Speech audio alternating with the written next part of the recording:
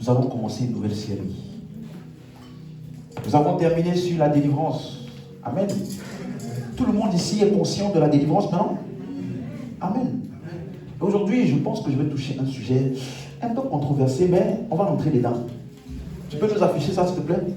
Gloire à Jésus.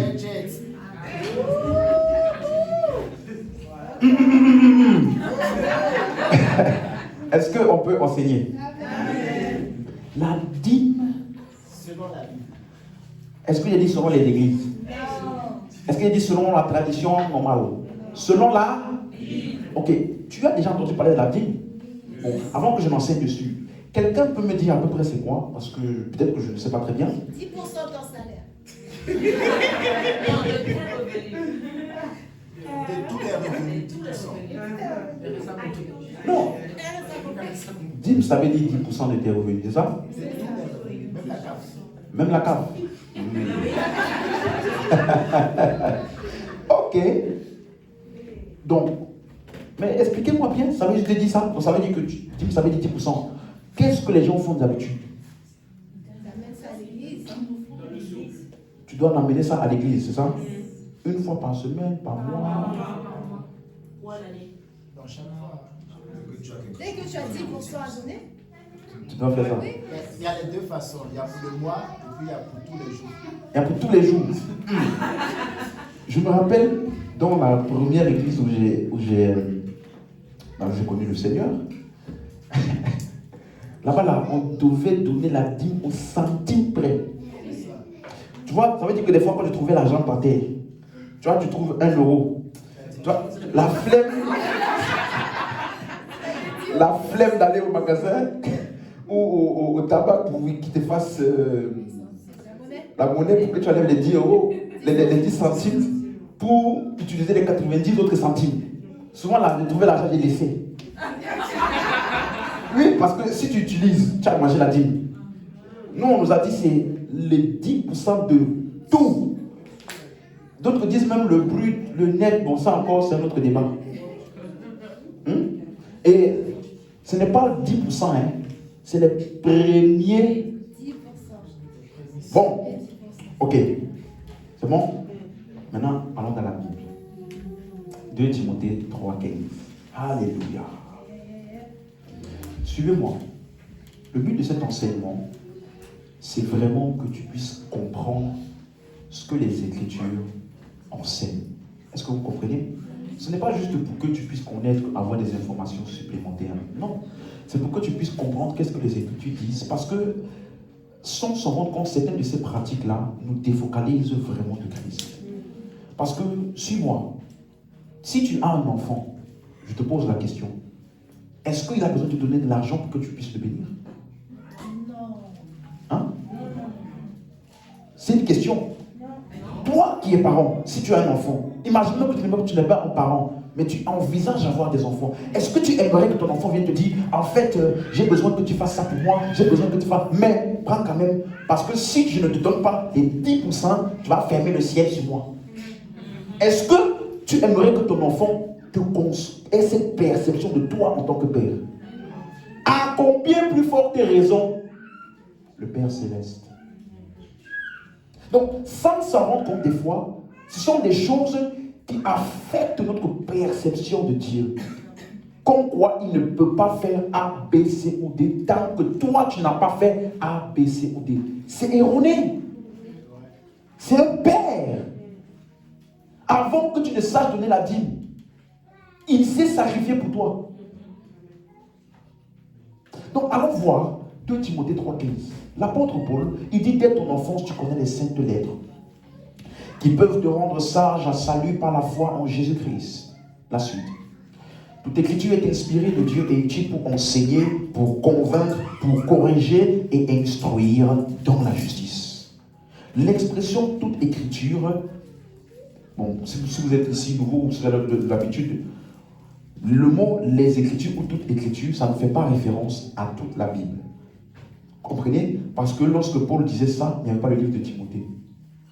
Comprenez? Il n'y avait pas Matthieu, Marc, Luc, Jean. Ça faisait référence à tous les livres de l'Ancien Testament. Donc, Ici, il est en train de dire que les livres de l'Ancien Testament sont utiles pour enseigner le salut. C'est du sud, amen. Donc, ça veut dire que le premier mot ici, toute l'écriture est inspirée, est utile pour enseigner. Le mot enseigner, c'est le mot grec didaskalia, qui veut dire expliquer. Donc, ça veut dire que tu dois être capable d'expliquer l'Ancien Testament. Amen. Hein? Ça veut dire que enseigner le salut par la foi en Jésus à partir des livres de l'Ancien Testament. Ça doit être l'habilité de chacun d'entre nous. Amen. Est-ce que vous comprenez? Le deuxième mot, c'est le mot convaincre. Verset 16. On a vu enseigner. Ensuite, convaincre. C'est le mot eleko en grec. Ça veut dire donner des preuves. Suivez? Donner des preuves. Donc, tu dois être capable de donner des preuves ou des évidences de toutes les doctrines qui sont dans les épîtres ou à partir de l'Ancien Testament.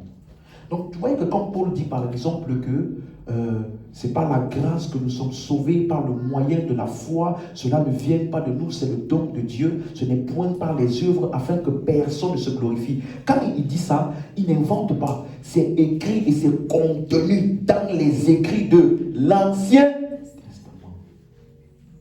Tu vois que si on avait pris le temps de bien comprendre la Bible, on n'utiliserait pas ce livre-là pour comment ouvrir mon ciel, comment briser l'autel, comme Gédéon a brisé, ou je ne sais pas quoi.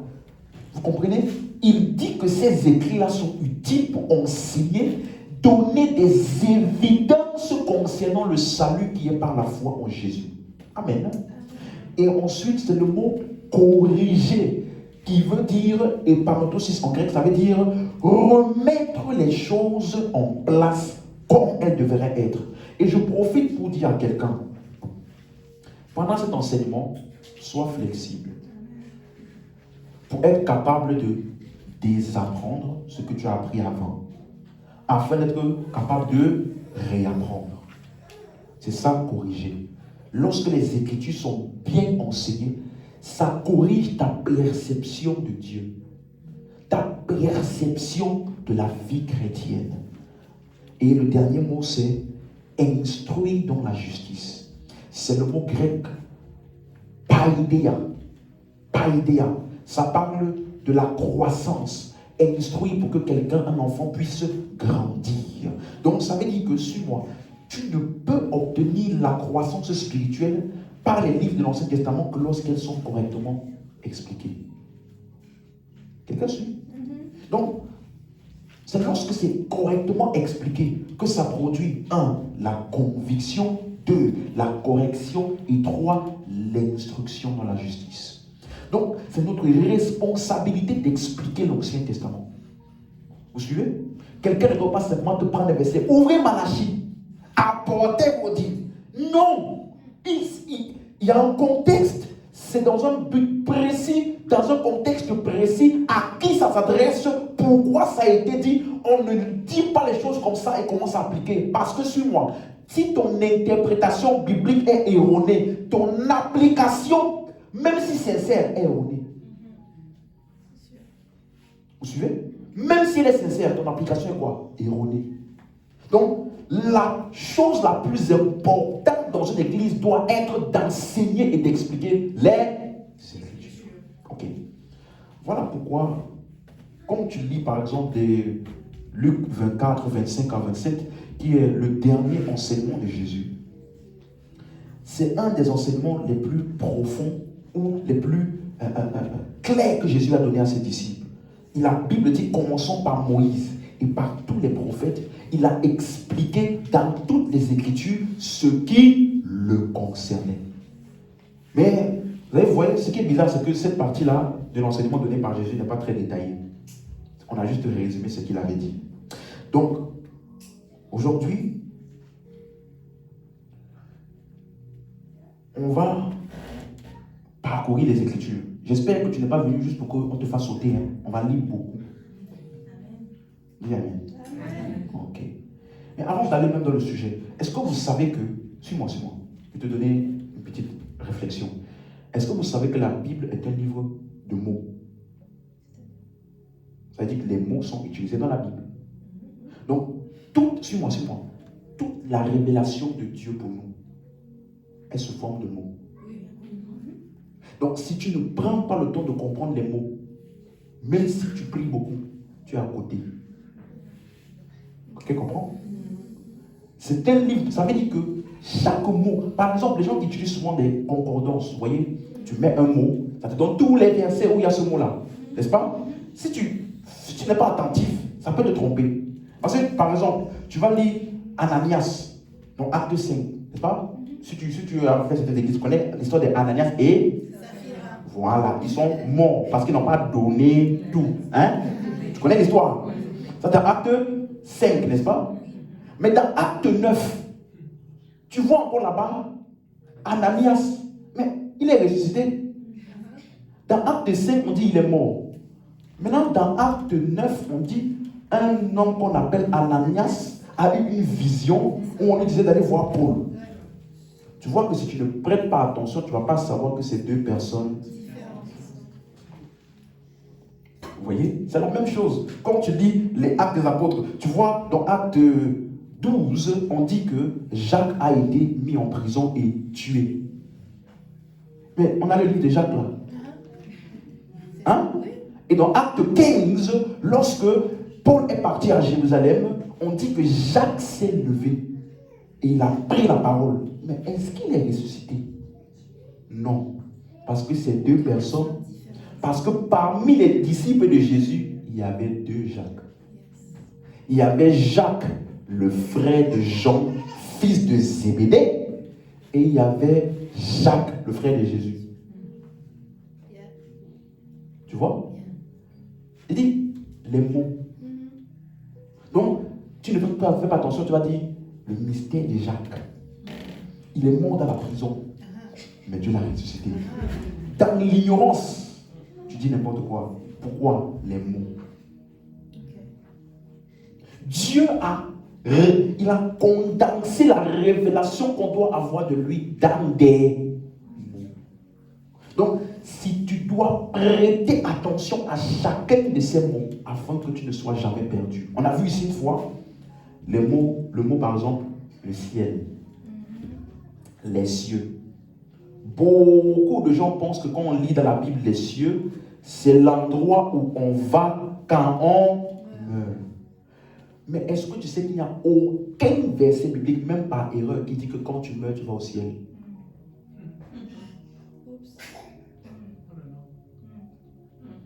Si tu as le verset, il faut me donner. Tu vois? C'est simplement des choses qu'on a toujours acceptées.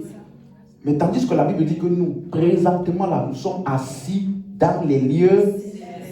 Donc ça veut dire que ce que la Bible appelle ciel et ce que nous on appelle ciel, ce n'est pas la même chose. Ce n'est pas là où on veut aller.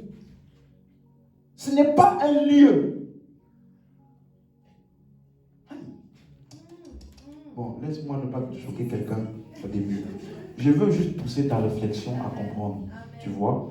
Parce que, tu vois, c'est des simples mots. Hein. Quand si tu meurs maintenant, tu vas aller où? Tu vois, directement, tu mets dans la tête de la personne. Quand tu meurs, tu vas quelque part. Tandis que, là où tu es maintenant, suis-moi, tu n'iras nulle part après. Si tu as cru en Jésus, la Bible dit, la sécurité de la délivrance, vous vous êtes approchés de la montagne de... Donc actuellement tu es où? On dit sur la montagne de Sion là, il y a myriade d'anges. Il y a Dieu, il y a Jésus, le médiateur de la nouvelle alliance, il y a une myriade d'anges. On dit la cité du Dieu vivant. Tu veux aller où encore? Donc pasteur, on va nulle part. Ce n'est pas mon enseignement d'aujourd'hui. Est-ce que vous voyez? Donc il faut tous se demander, qu'est-ce que ça veut dire dans ce contexte-ci? C'est ça qui te permet de comprendre les Écritures, parce qu'un mot peut avoir une signification dans un contexte et une autre signification dans un autre contexte. Donc, je te donne un petit aperçu. Et je veux que toi et moi, on puisse réfléchir ensemble. D'accord? Lisons Genèse 15, verset 6. On n'est pas encore entré dans la 10, mais c'est juste pour un petit aperçu de départ. Version d'Arby. Ok.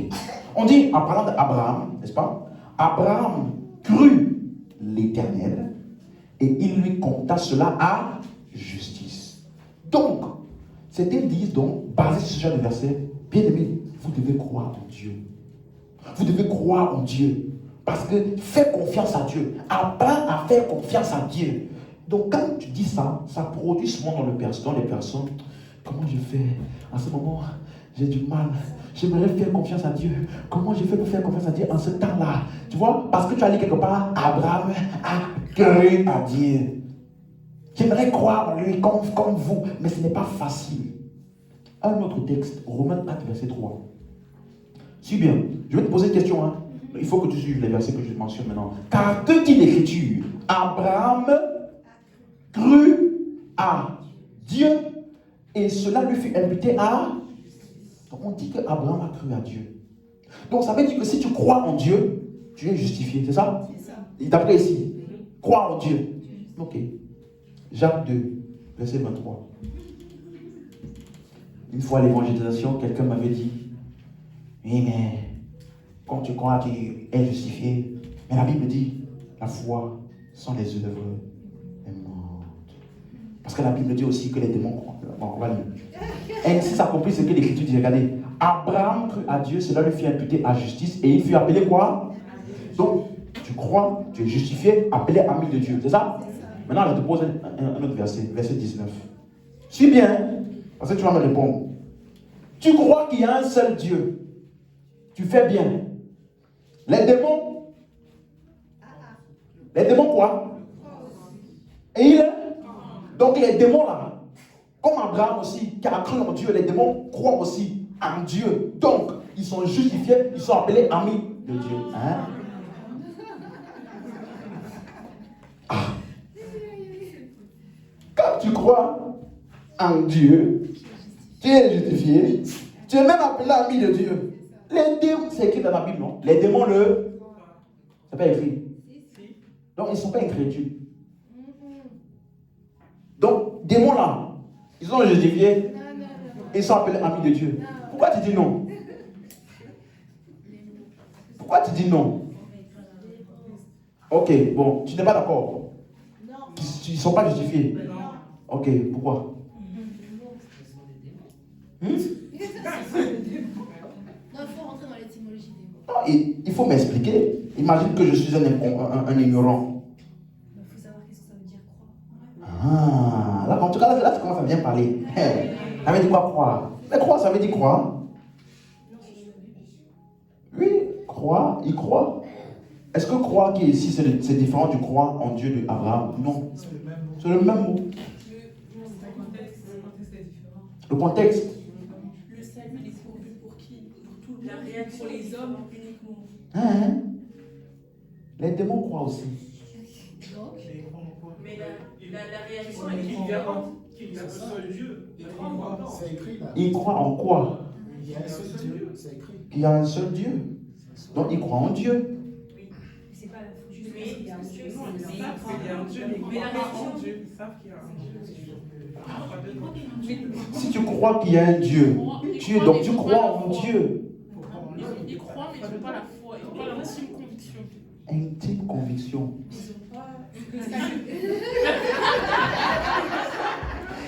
Non, parlez.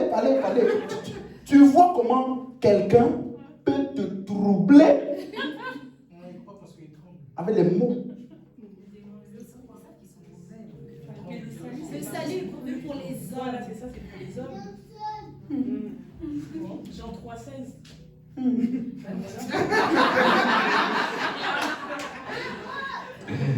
Ok. Vous voyez comment l'Ancien Testament est écrit? Tu as juste lu là-bas, Abraham a cru, il était justifié. C'est écrit comme ça dans l'Ancien Testament. Il faut une compréhension de où. Quelqu'un a dit ça ici. En quoi ils ont vraiment cru. Si c'est Abraham a juste cru en Dieu, il n'est pas différent des démons. Donc, quand on dit qu'Abraham a cru en Dieu là, ça veut dire quoi? Là maintenant, il faut que tu ailles pour prendre toutes les écritures qui parlent d'Abraham pour que tu aies les détails de ce en quoi il a cru. Par exemple, Galates 3, verset 6. Dis-moi Amen. Amen. Ok. Comme Abraham crut à Dieu, n'est-ce pas? Et que cela lui fut imputé à justice. On est d'accord? Verset 7. Reconnaissez donc que ce sont ceux qui ont la foi qui sont fils d'Abraham. Hey, donc même les démons qui croient là, ils sont fils d'Abraham.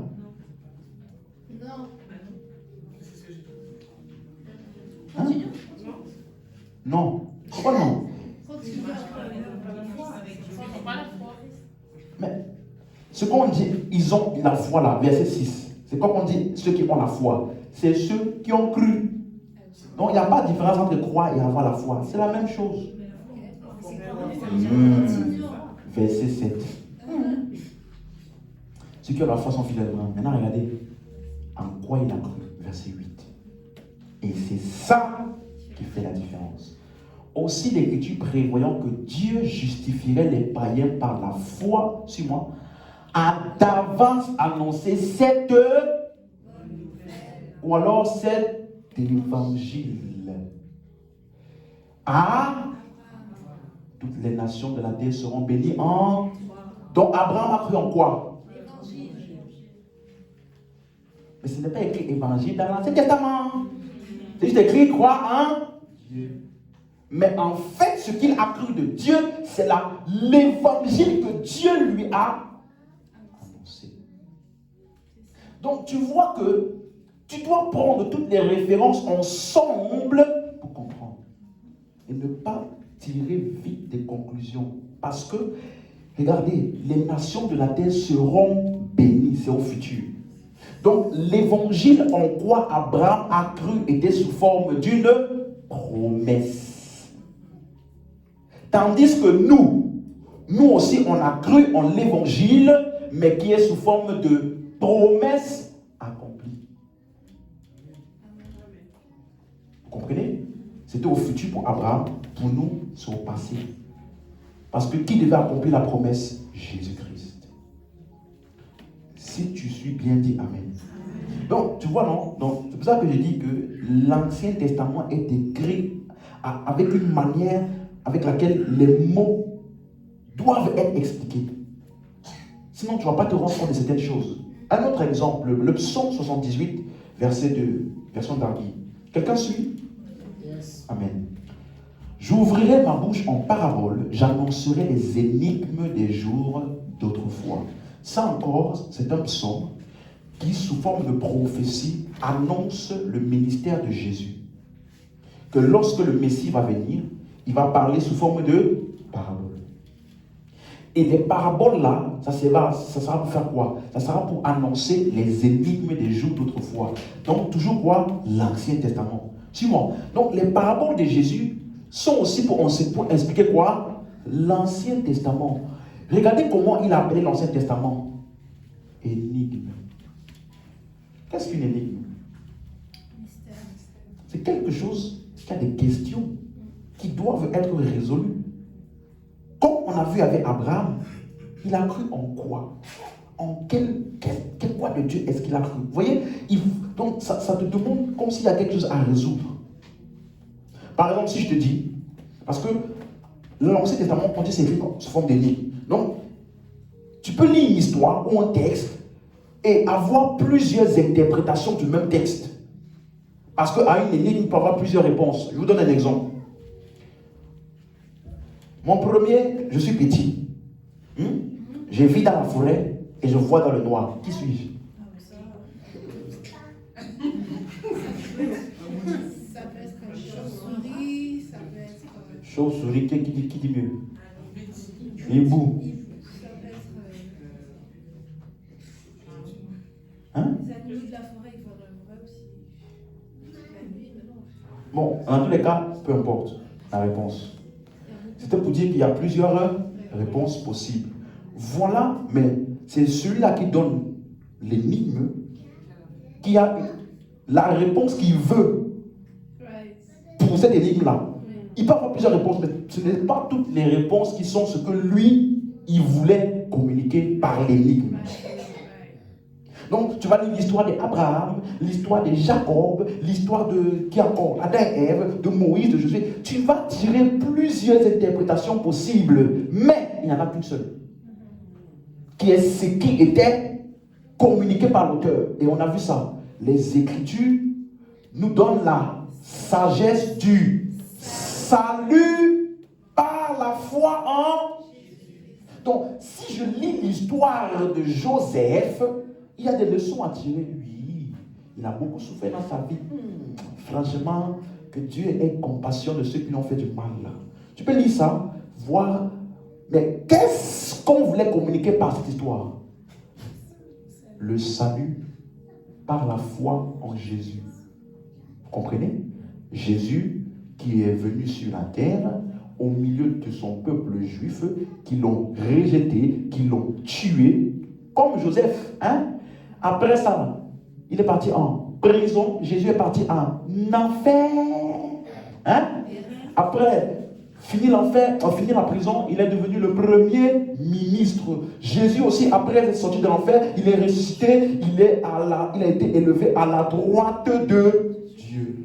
Et c'est étant à la droite de Dieu, comme Joseph aussi, étant premier ministre, qu'il a fait venir sa famille.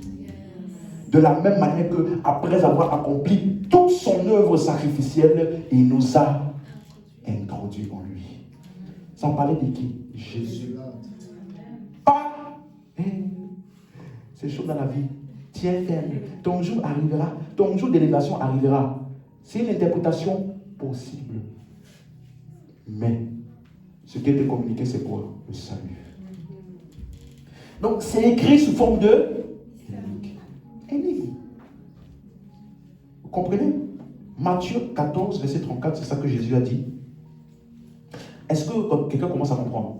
Jésus dit à la foule toutes ces choses en parabole, et il ne lui parlait point sans parabole. Verset 35. Afin que s'accomplisse ce qui avait été annoncé par le prophète, j'ouvrirai ma bouche en parabole, je publierai les choses cachées depuis la création du... Donc le prophète qui avait annoncé ça là, il parlait de qui? Jésus. Dis Amen. Et ce qu'il a appelé énigme, ici il a appelé ça quoi? Les choses cachées depuis la création du monde. Donc, quand tu vas lire ces histoires-là, il y a un message qui est donc, mais c'est caché. Ce n'est pas ce que tu vois à première vue. Quelqu'un me suit? C'est comme ça que l'Ancien Testament est écrit. Tu ne dois pas prendre les choses au premier degré. L'Éternel fit mourir tous les premiers-nés en Égypte. Quelqu'un va dire maintenant, vous savez, Dieu est bon, hein? Mais Dieu aussi a un côté que tu n'aimes pas, le côté sévère et méchant. Quand il prend le côté jugement, il envoie les jugements sur la terre, comme le Covid. C'était pour décimer et montrer à la terre que vous péchez beaucoup. Donc remettez-vous en place et repensez à Dieu. C'était le jugement de Dieu. Alors j'ai dit à cette personne, avant qu'il y ait le Covid, là, les gens ne péchaient pas. Avant que Jésus ne vienne, les gens ne péchaient pas. Hein? Ne péchaient-ils pas? Hein? Jésus est venu pourquoi? Pour nous sauver du... Donc la chose pour laquelle Jésus est venu pour nous sauver, c'est pour ça maintenant que Dieu va envoyer les jugements. Ça veut dire que Dieu là, il est schizophrénique. Un jour, il est content, il envoie Jésus. Un autre jour, il dit, Jésus, tu sais quoi, laisse tomber. Et Jésus, moi-même là, je vais... Oui. Et puis un autre jour, vous avez vu le livre qui parle de le Père, comment... Bien-aimé, l'enlèvement arrive, l'enlèvement est proche, l'enlèvement est proche. Et puis, un monsieur, il est dans sa voiture, il a eu un homme qui est rentré dans sa voiture, et l'homme là lui a dit, en fait, je suis un ange du Seigneur, qui a été envoyé sur la terre, pour vous raconter, il y a une histoire qui s'est passée au ciel hier. Le monsieur dit, c'est quoi? Le monsieur là, il a écrit un livre, hein, c'est pour ça que je sais. Il a écrit le livre. Il a dit, l'ange là lui a dit, qu'en fait, la veille, le Père était énervé contre la terre. Parce qu'il y avait trop de péchés. Le Père avait déjà mis un genou debout comme ça là, pour pouvoir emmener la destruction sur la terre par l'enlèvement. Donc l'église devait être enlevée et la terre devait être détruite. Et puis Jésus est accouru. On a dit Jésus, le Père est fâché. Jésus a accouru. Il est venu à genoux. Le Père, pardon. Pardon. Regarde mes blessures. Regarde mon côté. Souviens-toi de la terre. Et puis le Père fait. Dis-leur. Le temps est proche. Dis-leur. Il nous reste beaucoup de temps. Et quand tu dis ça, tu dis ouais. Si tu n'es pas enseigné, tu vas dire waouh. Mais si tu as enseigné, tu ne peux jamais dire waouh à ça. Parce que le Père, Jésus a dit le Père et moi nous sommes. Donc le Père ne peut pas être énervé. Et puis Jésus va venir pour le calmer. Qui a envoyé Jésus? C'est le Père. Tu vois? Donc on a l'image comme si le Père c'est quelqu'un de bipolaire. Pourquoi? Parce que certaines histoires et la manière dont l'Ancien Testament est écrit nécessitent interprétation.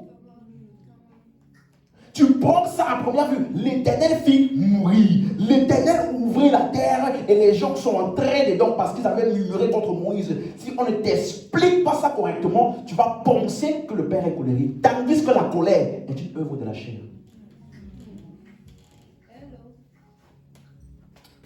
Donne-moi la main, je pousse. Amen. Ok. Bon, revenons à notre sujet. On a quand même un thème, n'est-ce pas? La dîme. Dis à ton voisin la dîme. Suis-moi, aujourd'hui, je vais juste mettre quelques bases. Mais prépare-toi parce que je pense que ce que je vais dire là, ça risque de choquer tout ce que tu as déjà entendu. Donc, ce n'est pas mon problème. Hein?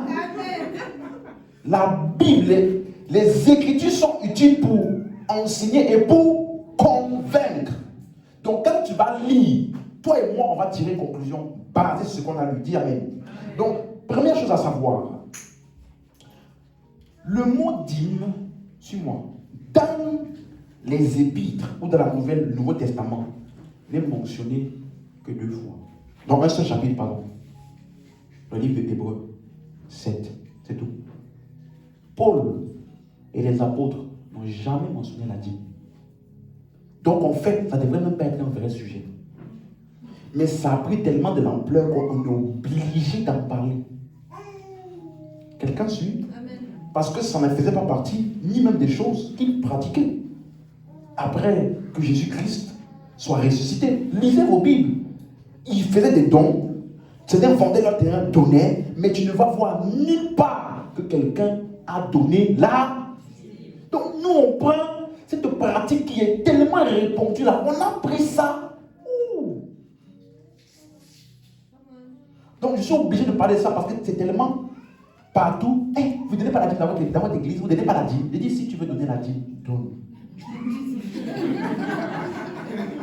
Je veux absolument donner la dîme, donne. Je ne vais pas refuser. Mais je ne vais pas te dire que ça c'est la dîme. Je vais te dire que tu m'as donné 10% de ton salaire. C'est tout. Donc, est-ce que c'est mauvais de donner? On va voir. Alléluia. Bon.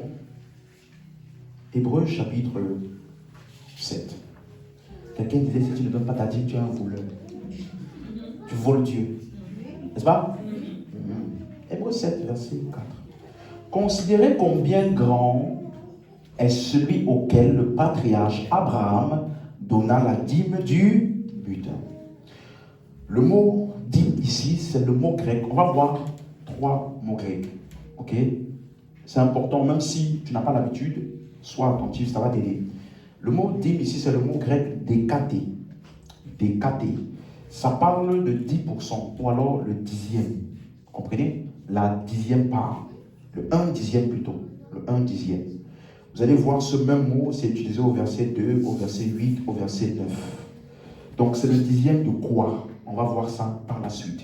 Jésus lui-même n'a mentionné la dîme que 2 fois. Quelqu'un comprend? À quel point c'est insignifiant? 2 fois. Et les 2 fois là, ce n'était pas positif. Matthieu 23, 23. Ça là, c'est la même chose que dans Luc 11, 42. C'est la même histoire. Donc je ne compte pas ça 2 fois. Malheur à vous. Alors comment ça commence? Malheur à vous. Scribes, pharisiens, hypocrites, parce que vous payez la dîme. Malheur à vous. Parce que vous... Ok, c'est la Bible hein, de Jésus. De la menthe, de l'année, du cumin, et que vous laissez ce qui est plus important dans la loi, la justice, la miséricorde et la fidélité. C'est là ce qu'il fallait pratiquer sans négliger les autres choses. Amen. Même chose dans Luc 18, verset 12. Je jeûne 2 fois la semaine, je donne la dîme de tous mes revenus. Voilà, le mot dîme ici, dans ce cas, c'est le mot apodékato. Apodékato. Vous allez le voir aussi utilisé dans Hébreux 7, verset 5. Ceux des fils de Lévi qui exercent le sacerdoce ont, d'après la loi, l'ordre de lever la dîme, apodékato, sur le peuple, c'est-à-dire sur leurs frères, qui cependant sont issus des reins d'Abraham. Donc ça veut dire qu'il ne faut pas mélanger les deux mots. On a vu décaté et apodékato. C'est clair? Ce n'est pas la même chose. Ok? On va voir pourquoi. Parce que apodékato parle principalement de celui qui donne la dîme ou celui qui reçoit.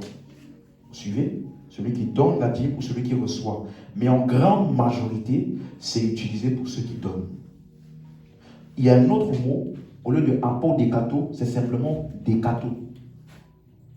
Ça, par contre, c'est utilisé pour ceux qui donnent, aussi ceux qui reçoivent, mais majoritairement pour ceux qui reçoivent la dîme, qui exigent, ceux à qui on paye la dîme. Vous comprenez? Donc, ça veut dire que, tu vas voir ça rapidement, dans Hébreux 7, verset 6. Et lui, qui ne tirait pas de son origine, il leva la dîme sur Abraham, des cadeaux. Et il bénit celui qui avait les promesses. Verset 9. De plus, vous allez voir les deux choses maintenant. Lévi qui perçoit la dîme, l'a payé. Donc il y a percevoir la dîme et il y a payé. Vous suivez? Pour ainsi dire à Abraham. Donc je vais résumer. On a vu 3 mots. Ça, c'est ce qu'il faut retenir. Si tu n'as pas tout suivi, ce n'est pas grave. Retiens au moins ces 3 mots-là. Il y a celui qui paye la dîme ou qui donne la dîme. D'accord? Ça, c'est apodékato en majorité. Parce que c'est aussi utilisé pour celui qui reçoit des fois. Mais en majorité, celui qui donne la dîme, qui paye la dîme, c'est apodékato. Deuxième mot, celui qui reçoit, qui prend la dîme là, c'est dékato. Et dernier mot, la dîme en elle-même. Le 10e là, c'est décaté. C'est bon? Tout le monde a suivi les 3 mots. Donner, recevoir la dîme et la dîme en elle-même. Clair? Ok. Maintenant, revenons à Matthieu 23, maintenant la version Darby. Ça me fait rire. Parce que beaucoup utilisent ce verset pour dire que Jésus encourageait les gens à donner la dîme. Comment ils font? Parce que ces gens-là donnaient déjà la dîme avant que Jésus ne dise ça. Hein? Il dit, malheur à vous, scribes et pharisiens hypocrites, car vous payez la dîme de la menthe, de l'année, du cumin, et vous avez laissé les choses importantes de la loi, le jugement, la miséricorde, la fidélité. Il fallait faire ces choses-là et ne pas laisser celles-là. Maintenant, suis-moi. L'expression les choses les plus importantes de la loi. Donc, suis-moi. Première chose à ne jamais, à aucun moment de ton étude, laisser partir de ta tête. Jésus a identifié la dîme comme étant de la loi. De la loi de Moïse. Jésus a identifié la dîme comme étant de la loi. C'est clair? Donc, non, la dîme existait avant la loi. Ok, on va voir tout ça. Il n'y a pas de problème. Mais en tout cas, la dîme dont Jésus parle, il a identifié ça comme étant quoi? Une chose qui appartient à la loi. Si tu as suivi, dis amen. Ok, maintenant, il a dit les choses les plus importantes de la loi. Ça, ce n'est pas un mot positif. Pourquoi? Avant d'aller même là-bas, au verset 1 et au verset 2, on va voir à qui il s'adressait. Il dit, alors Jésus, parlant à la foule et à ses disciples, dit, la suite, les scribes et les pharisiens sont assis dans la chair de Moïse. Rappelez-vous, Moïse a donné la loi. Vous comprenez maintenant? Donc, quand on dit qu'ils s'asseyent dans la chaise de Moïse, ça veut dire qu'ils sont à la place de Moïse. Ils dirigent le peuple par la loi. Vous comprenez? C'est pour cela qu'au verset 3, vous allez voir qu'il dit « Toutes les choses, faites donc et observez tout ce qu'ils vous disent. » C'est comme ça qu'ils dirigent le peuple. Donc, ils doivent écouter ce qu'ils disent, fondé, basé sur la loi. Mais n'agissez pas selon leurs œuvres, car ils disent et ne font pas. C'est clair? Donc, les choses, revenons au verset 23, les choses les plus importantes de la loi. Les choses plus importantes. Suis-moi. L'expression les plus importantes, c'est le mot grec barus. Ce n'est pas un mot positif. Ça veut dire pénible. Hein? Ça veut dire grave, pesant. On va voir rapidement où c'est utilisé. Le mot plus important. Acte 20, verset 29. J'ai dit on va beaucoup lire aujourd'hui parce que c'est important que tu comprennes qu'est-ce que ça voulait dire ce qu'il disait. Je sais qu'il s'introduira parmi vous, après mon départ, les loups cruels. Barus. Donc, comme il disait, les choses importantes là, c'est ça, cruel. Vous comprenez? Cruel. Ce n'est pas un bon mot. Acte 25, verset 7.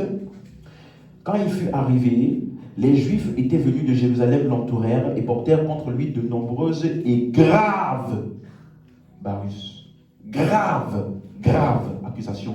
Donc, comme Jésus disait, les choses les plus importantes, les choses les plus graves, cruelles, graves. Quelqu'un comprend? 2 Corinthiens 10, verset 10. Car, dit-on, ces lettres sont sévères. C'est le même mot. Vous suivez? Ce n'était pas un bon mot, les choses les plus importantes. Ce n'était pas un bon mot. 1 Jean 5, verset 3.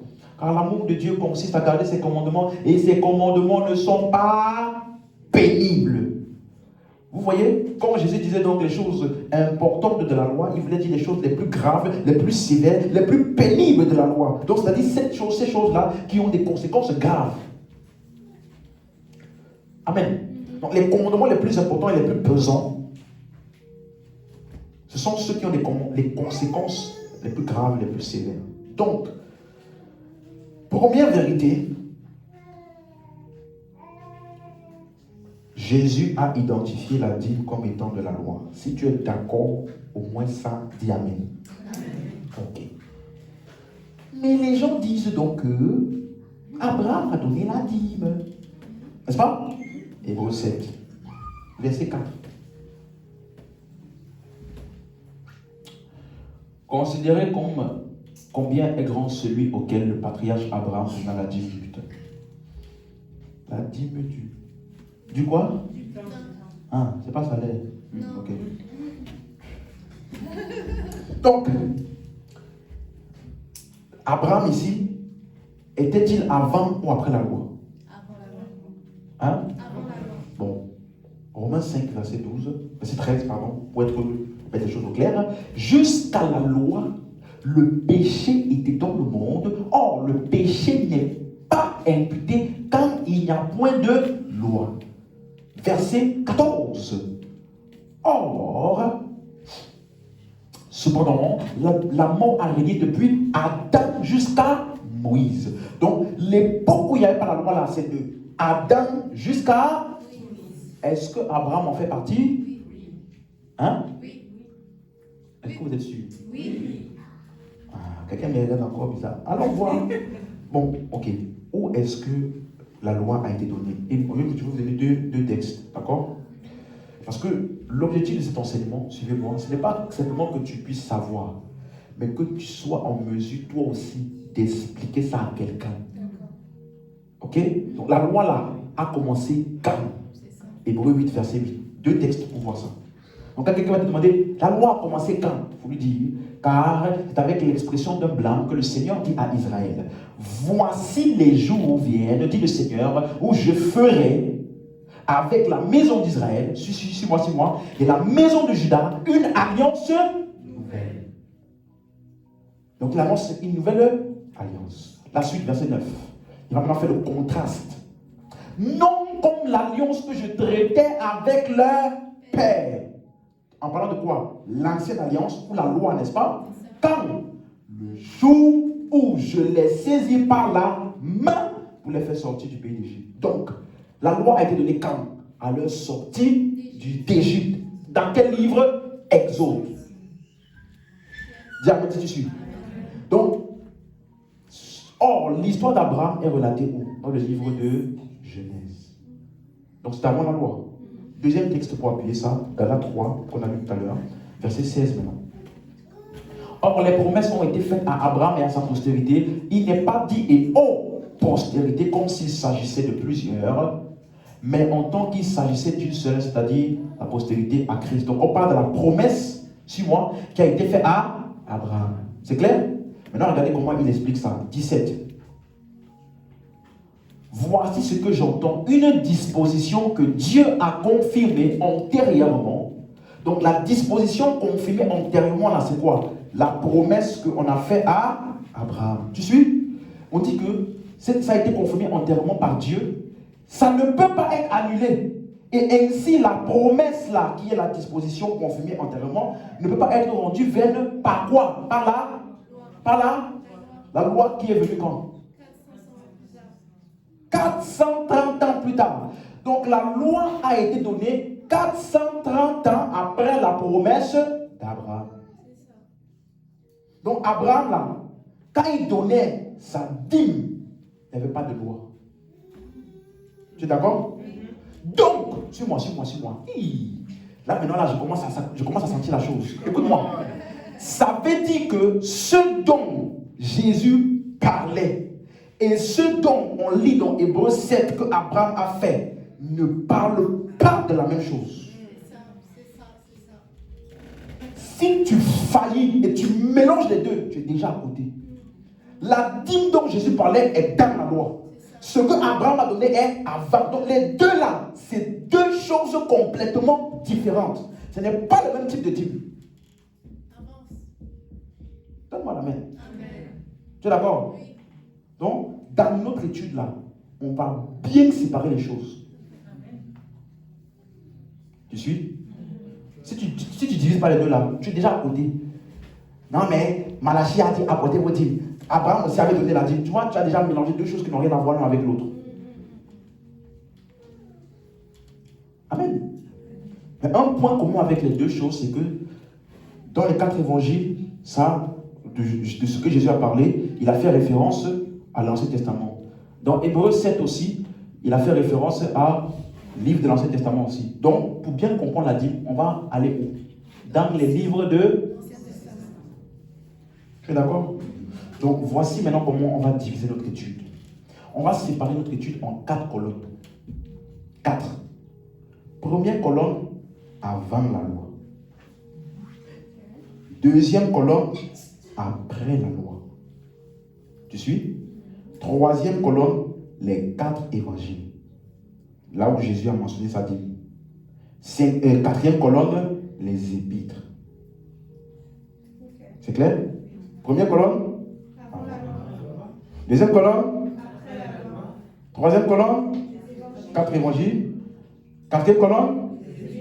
Donc, est-ce que déjà, si tu as compris même ce qu'on a déjà dit, tu es d'accord que la deuxième et la troisième colonne sont ensemble? Oui. Parce que la dîme dont Jésus a parlé est où? Dans la... Donc, colonne 2 et colonne 3 sont? Et la colonne 4 et la colonne 1 sont? Parce que la dîme qui a été mentionnée dans les épîtres, c'est la dîme que Abraham avait donnée, qui est avant la loi. Tu es d'accord? Colonne 4, colonne 1 sont ensemble. Colonne 2, colonne 3 sont ensemble. C'est clair? Maintenant, rentrons dans les vraies choses. Ouh. Bon, on va lire beaucoup. Quand je dis beaucoup, là, c'est vraiment beaucoup. Ok? Donc, allons-y rapidement. Le mot dîme est utilisé dans l'Ancien Testament, dans les livres de l'Ancien Testament, 33 fois. Ces deux mots hébreux, maser et assar, qui sont le deuxième qui est assar est utilisé pour un peu moins, parce que ça veut dire plus prendre ou recevoir. C'est l'équivalent des apodécato et décato. Voyons voir donc les versets, on va lire beaucoup. Hein. Je vais vous donner Voici comment on va lire, parce que le temps avance. Ok, on ne va pas prendre trop tout le temps. Voici comment on va lire.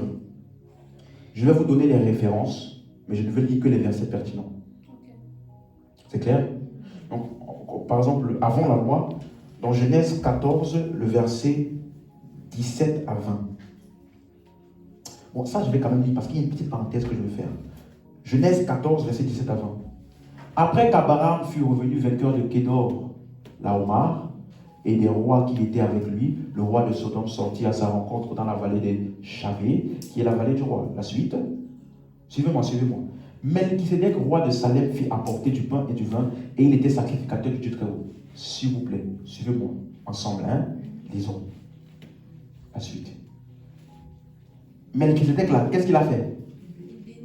Il a béni qui? Il a béni? Ok.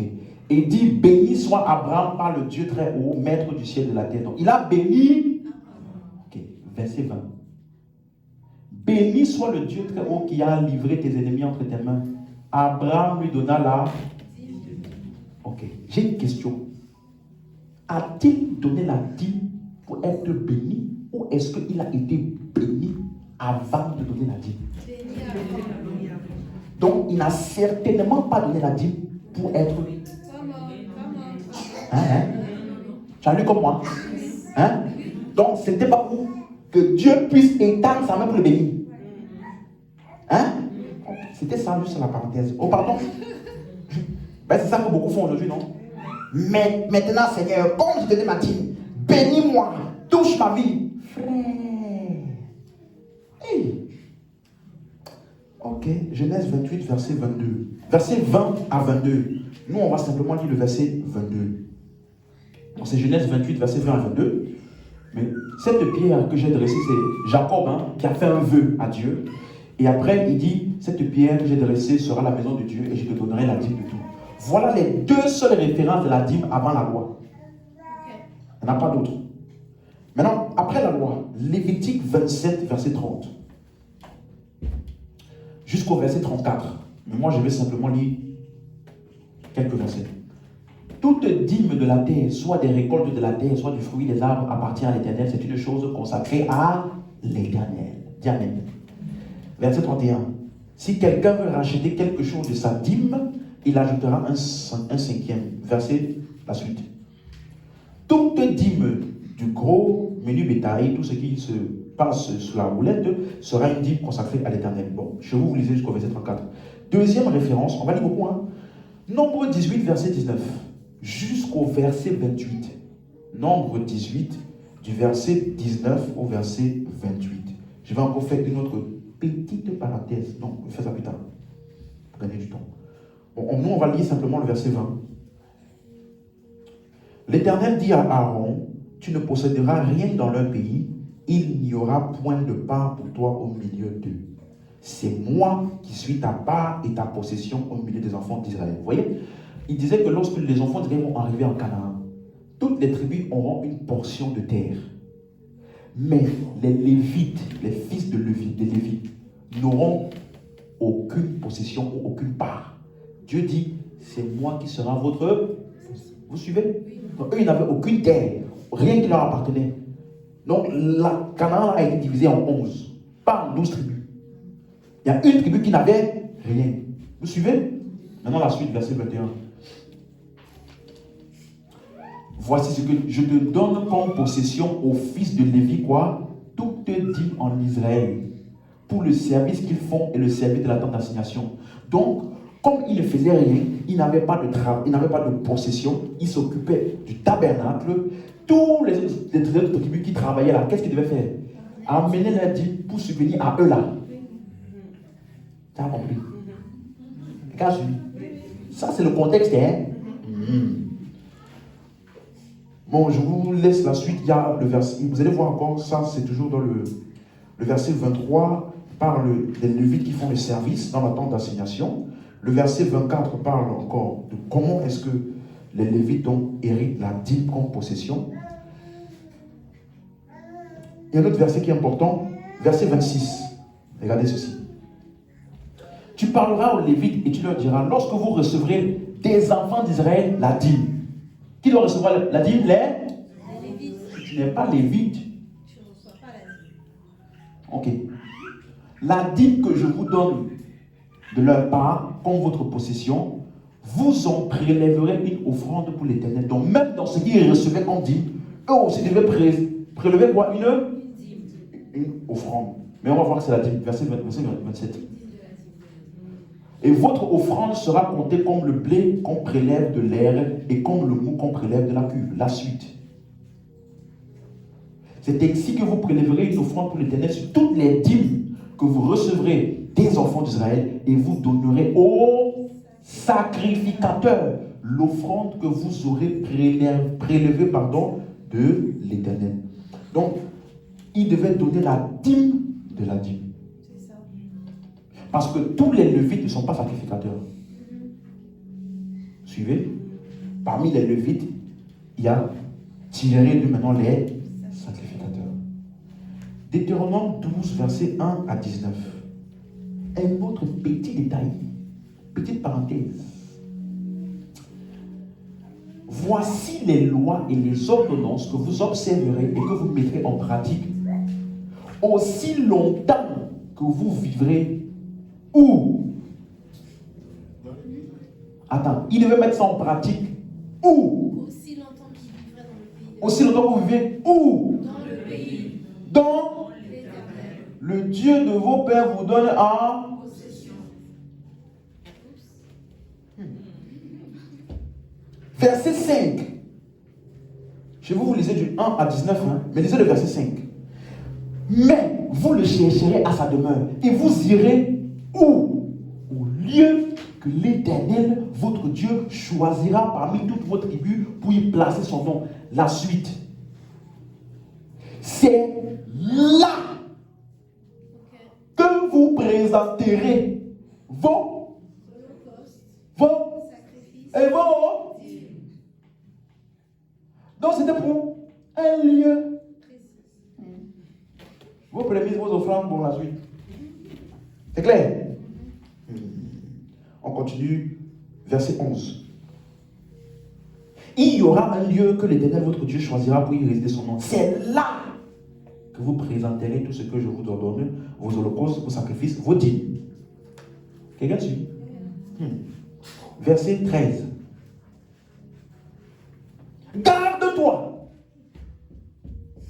d'offrir tes holocaustes dans tous les lieux. Garde-toi. Toi qui viens de donner ça à l'église là, garde-toi. En tout cas. Pourquoi?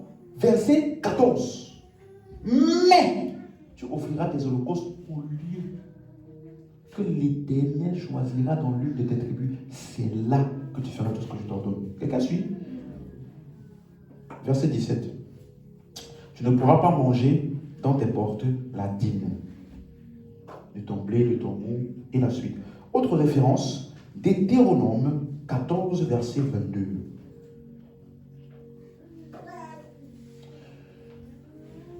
Si vous lisez jusqu'au verset 29, ok? Deutéronome 14, 22 à 29. Nous, on va simplement lire le verset 22.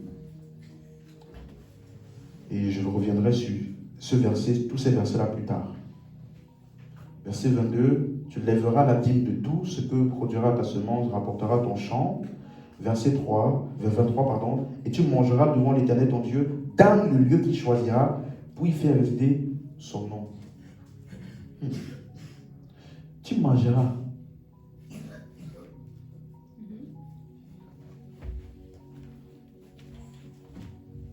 Tu mangeras quoi? Donc mange ça. Un autre verset. Il faut que tu réfléchisses avec moi. Je ne dis rien, je te pousse à réfléchir. Après, quand je vais revenir sur ce verset-là, un à un. Verset 24.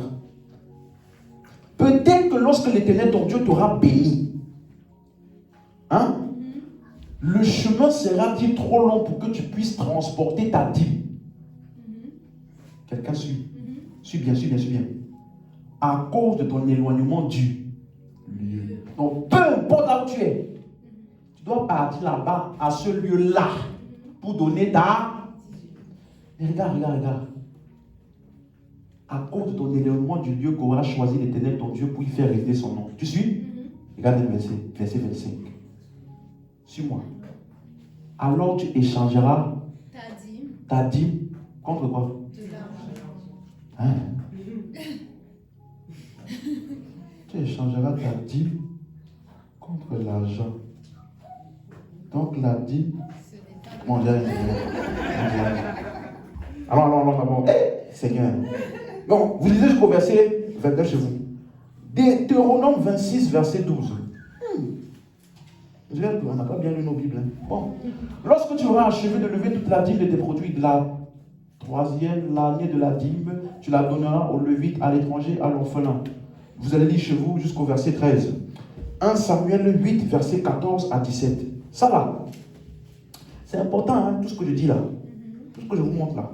On va lire 1 Samuel 8, verset 14 à 17. Nous, on va simplement lire le verset 15. Il prendra la dîme du produit de vos semences et de vos vignes et le donnera à ses serviteurs. Verset 17. Il prendra la dîme de vos troupeaux et vous-même vous serez ses esclaves. 2 Chroniques 31, verset 1 jusqu'au verset 12. Tout ça là, s'il vous plaît, chez vous, hein, lisez. Tes yeux vont s'ouvrir sur beaucoup de choses. 2 Chroniques 31, verset 1 à 12. Moi, je vais lire le verset 5. Lorsque la chose fut répandue, les enfants d'Israël donnèrent en abondance les prémices du blé, du mou, de l'huile, du miel et de tous les produits des champs. Ils apportèrent en abondance la dîme de tout. Je vous lisais toute la suite. Néhémie 10, verset 37 à 38. Quelqu'un suit? Néhémie 10, 37 à 38. D'apporter aux sacrificateurs dans les chambres de la maison de notre Dieu les prémices. Suivez-moi, j'ai une question. D'après ce qu'on a dit tout à l'heure, qui devait amener la dîme aux sacrificateurs? les peuples d'Israël. Ah, les Lévites. Le peuple devait donner la dîme à qui? Aux Lévites. Et les Lévites devaient donner la dîme de la dîme à qui? Aux sacrificateurs. That's right. D'accord? Oui. Okay. D'apporter à qui? Aux sacrificateurs. Dans les chambres de la maison de notre Dieu, les prémices de notre pâte, de nos offrandes, les fruits du mou, de l'huile, les livrées, la dîme du sol, jusqu'à la suite. Maintenant, 38, suivez-moi. Le sacrificateur fils d'Aaron sera avec les Lévites quand il lèvera la dîme. Et les Lévites, suis-moi, apporteront quoi? La dîme de la dîme. Où? Dans les chambres de la maison du... Ça te dit quelque chose, maison du trésor? Maison du trésor, ça te parle? Hein? Donc, ce qu'on a dans la maison du trésor là, ce n'est pas la dîme du peuple. C'est la dîme de la dîme qui est donnée à qui? Au sacrificateur par qui? Donc, si on te dit, amène la dîme dans la maison du trésor, ça s'adresse à qui? Pas au peuple. Oh Jésus. Néhémie 12, 44. Quelqu'un suit? On lit, hein? On lit. En ce jour, on établit des hommes ayant la surveillance des chambres qui servaient de magasin pour les offrandes, les prémices et les dîmes. Donc c'était des magasins. On dit maison de trésor là, c'est un magasin. C'est pas une maison où il y a le trésor dedans. C'est un magasin. Comme dans les boutiques là, ils ont un magasin de stockage. Ils mettent tous les livres là-bas qui vont être utilisés. Ouais, non? C'est ça qu'on appelle maison de trésor. C'est pas maison dans laquelle il y a un trésor. Maison du trésor, ça veut dire magasin. Rappelez-vous les mots. Néhémie 13, verset 5 à 12. Verset 5 et verset 12. Ayant disposé pour lui une grande chambre. Bon, ça là, vous lisez chez vous. Néhémie 13, verset 5 et verset 12. Il faut qu'on avance. Amos 4, verset 2 à 6. Chez vous aussi, vous lisez. Malachie. Hey!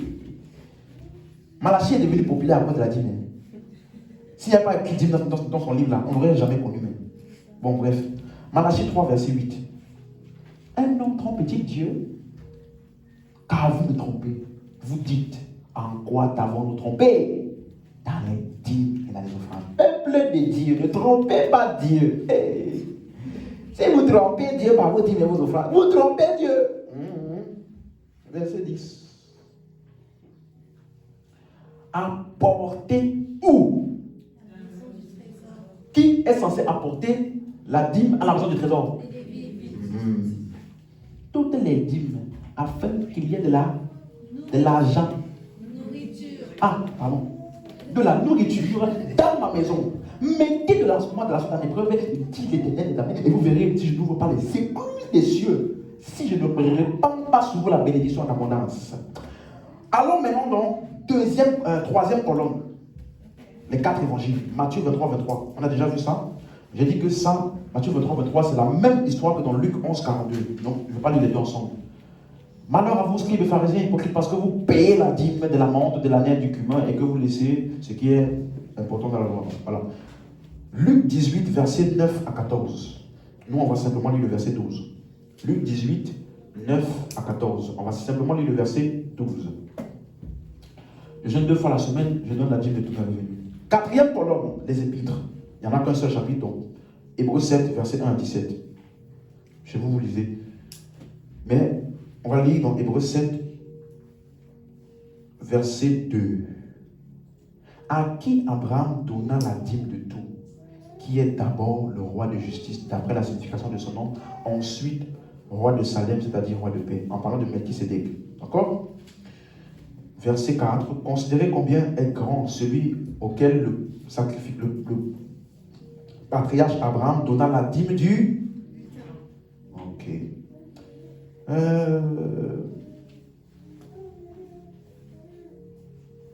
Je vais vous lire la suite, du verset 1 au 17. D'accord? Ça va vous permettre d'avoir une idée plus claire.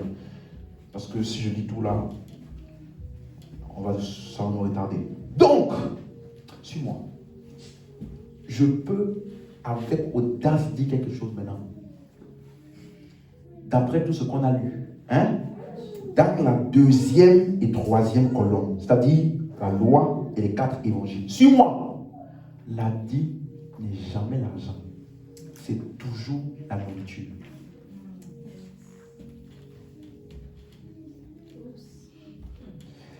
Ça a toujours été prise de la nourriture.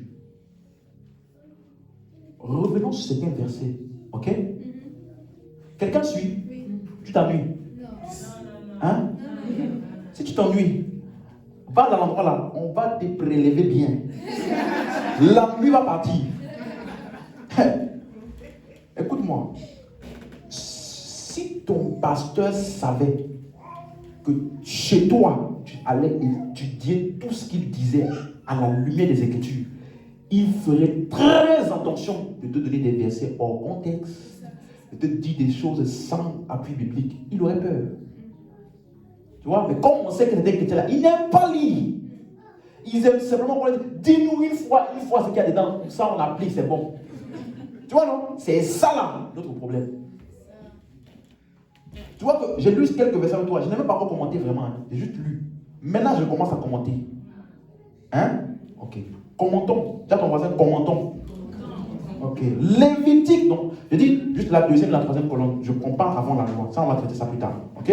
Mais dans la loi, là, Lévitique 27, verset 30. Suis bien.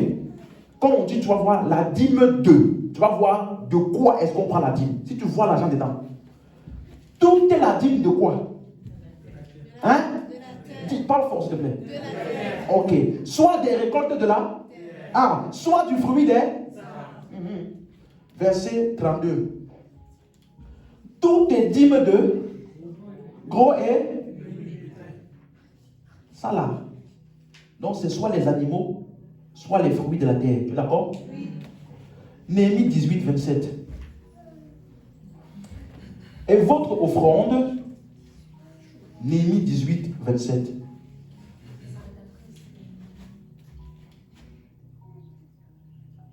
Attends. Laisse-moi te donner le bon verset. Nombre 18. Oui, nombre 18, pardon. Merci.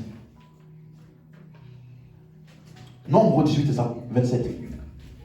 Suivez-moi. Et votre offrande vous sera comptée comme quoi? Comme le blé. Qu'on prélève de l'air et comme le mou qu'on prélève De la cuve. Ok. Voilà. Donc l'offrande est prélevée de quoi? Le blé, le mou. Verset 28. C'est ainsi que vous prélèverez une offrande pour l'Éternel sur toutes les... Donc les dîmes étaient composés de quoi? Blé et mou. Deutéronome 12, verset 17. Tu ne pourras pas manger. Donc mange ça. Donc la dîme est mangeable. Dis à ton voisin, la dîme est mangeable, non pas stockable dans un compte bancaire. Hein? Tu ne pourras pas manger dans tes portes la dîme de ton blé, de ton mou, de ton huile, ni des premiers, ni de ton gros et le menu bétail. Tu vois, non? Regarde, comprends? Deutéronome 14, 22. Je reprends les versets qu'on a lus, mais les parties où ça parle de la dîme, de quoi on prélève là. Tu lèveras la dîme de tout ce que produira ta. On a dit ton compte bancaire. De ce que apportera ton. Qu'est-ce qui sort du champ? L'argent. Hein? Qu'est-ce qui sort du champ? Non, on ne sait jamais de nos jours. De nos jours là, il y en a qui peuvent me dire que ce qui sort du champ, on ne sait jamais. Je pose la question. De ce que rapportera ton. Verset 23. Donc, comme ça vient du champ là, qu'est-ce qu'on fait? Tu mangeras l'Éternel ton Dieu. Devant l'Éternel ton Dieu. Ici, la dîme de ton et de ton. Quelqu'un comprend? Dans cette série-là, je veux aussi toucher ce que les gens appellent prémisse. Même premier né là, c'est quoi? Le ton gros, un menu. Ouh, Jésus. Voici maintenant un autre détail encore important. Verset 24. Regardez. Peut-être, lorsque l'Éternel ton Dieu t'aura béni. Donc ça là, tu fais ça quand l'Éternel t'a déjà béni. Pas pour être. Ah, donne-moi la main. Donc quand l'Éternel t'aura déjà béni, le chemin sera-t-il trop long pour que tu puisses transporter ta dîme? Toi, ta dîme là, est-ce que tu as déjà vu une dîme qui est lourde à transporter? Ton pied là, ça a quel poids? Hein? La dîme là, d'après la Bible là, c'est lourd à porter. Donc on dit, comme tu dois, à cause de ton éloignement du lieu, rappelez-vous qu'il y a un lieu, hein? Comme si le lieu là est loin, qu'est-ce que tu vas faire? Verset 25. Voici ce que tu vas faire. Alors tu échangeras ta dîme contre de. Donc la dîme là n'est pas.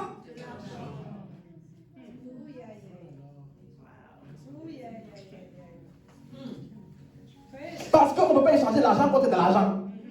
Tu vas échanger 1 euro pour quoi? Hein? Tu échangeras ta dîme contre de. On dit quoi? Tu serreras cet argent dans ta main et tu iras au lieu que l'Éternel ton Dieu aura choisi. Suis-moi. Peut-être même on pourrait comprendre si tu échanges ça contre de l'argent, n'est-ce pas? Et arriver au lieu là, tu donnes l'argent directement. Verset 26. Là, tu achèteras avec l'argent tout ce que tu désiras. Des bœufs, du dernier forte. Tout ce qui te fera plaisir. Et tu feras quoi?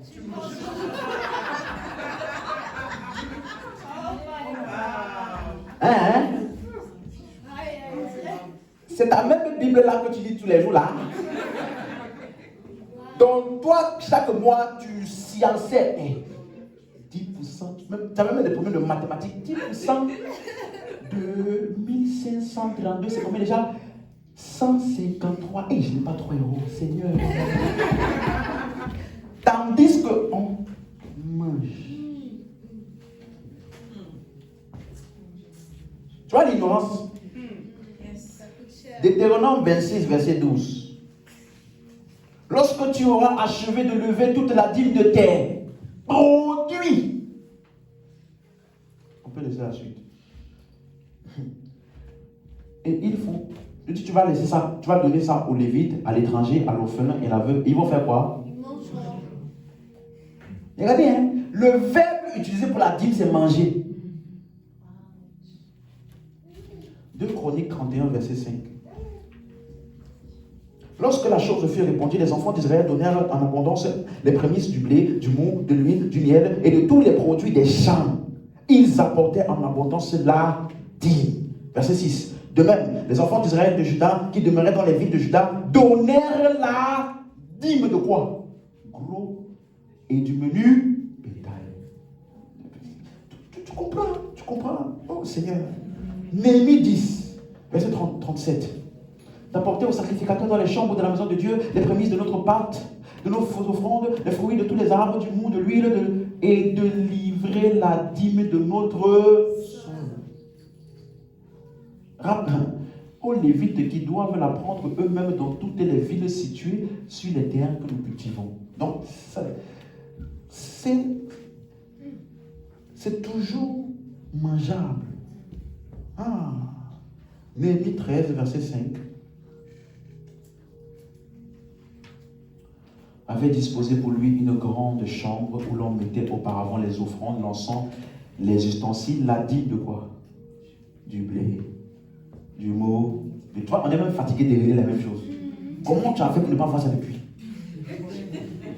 Oh. Malachie 3.10. Tellement populaire, mais ils n'ont pas compris. Apporter à la maison du trésor toutes les dîmes afin qu'il y ait quoi? De la nourriture. De la nourriture. Non, ça veut dire que si tu veux vraiment donner la dîme, tu dois ramener à manger.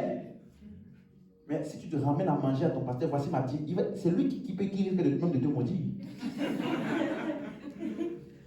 Tu vois, non? De la nourriture. Non, mais ça c'était dans l'Ancien Testament, parce que là-bas, ils ne comprenaient pas. Matthieu 23. Malheur à vous, oui. Parce que vous payez la dîme de quoi? De la menthe. Menthe là, c'est argent. De la laine, c'est menthe à l'aide cumin là. On ne sait jamais, c'est l'argent. Ok, au moins ça, on est d'accord. Parce que le mot menthe, c'est le mot grec ediosmos. Ça veut dire ce qui a une odeur douce. Ça vient du mot osmé. La racine de ce mot, c'est osmé. Ça parle d'une senteur fraîche. Donc, ça veut dire que ça parle de ce qui donne une odeur agréable à la nourriture. Donc, quand tu ramenais la nourriture là, tu payais aussi la dîme de l'assaisonnement pour la nourriture, hein. Les Lévites là, ils vont manger ça sec. Il faut que tu donnes assaisonnement. Hein? C'est ça que Jésus a dit, hein. C'est pas ça? Ça ne parle pas de l'odeur de l'argent. Ça, c'est quand tu veux vraiment déformer la Bible. L'odeur fraîche de l'argent. C'est la malhonnêteté au plus haut niveau. L'âneth, donc il a dit, la menthe, l'âneth, ça c'est une plante utilisée pour les épices et une médecine. Donc ce sont des herbes. Le mot grec anéton. Et le dernier mot c'est le cumin. Tout le monde connaît le cumin. C'est une plante, c'est pour donner du parfum aromatique et autres pour la nourriture. Donc, pour tout ce qui est de la deuxième et de la troisième colonne, c'est la même chose, vous êtes d'accord? Parce qu'on a vu que les deux sont ensemble. Ok? Donc, ça veut dire que Jésus a appelé la dîme quoi? La nourriture. C'est clair? Donc, tu ne peux pas nous blaguer en disant apportez votre dîme à la maison du trésor. Oui, si je dois vraiment apporter ça, 1, tu dois être lévite. 2, non. Moi là, qui apporte ça là, c'est toi qui es du peuple qui doit d'abord me donner à moi. Et puis moi qui suis lévite là, je vais donner au sacrificateur. Donc, qui est peuple aujourd'hui? Qui est lévite aujourd'hui? Qui est sacrificateur aujourd'hui? Tant que tu n'as pas réglé ça, arrête de me demander la dîme d'abord. Hein?